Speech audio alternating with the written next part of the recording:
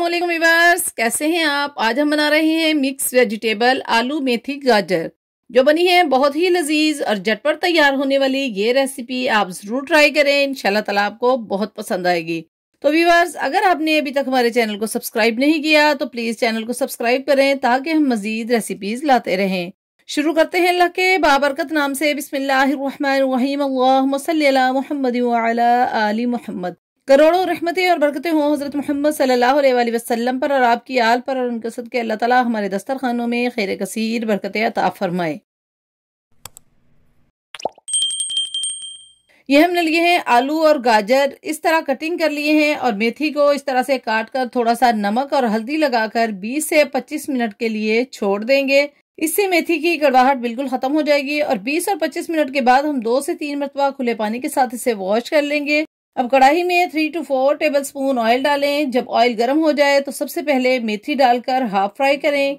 इस तरह सब्जी का टेस्ट बहुत मजेदार होगा और मेथी की कड़वाहट बिल्कुल नहीं होगी।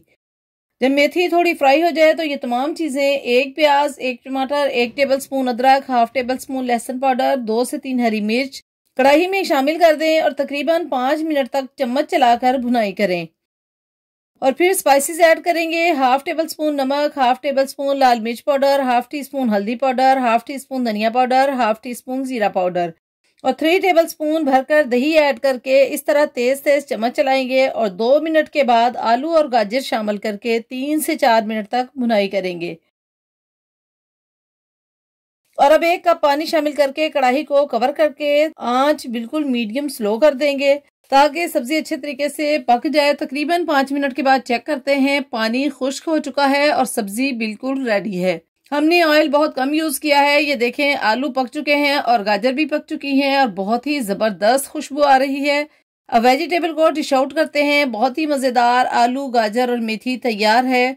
व्यूअर्स, अगर आपको हमारी ये रेसिपी पसंद आए तो हमारे चैनल को सब्सक्राइब और लाइक करें, क्योंकि ये आपकी तरफ से अप्रिसिएशन होती है। अगली वीडियो आने तक अल्लाह हाफिज।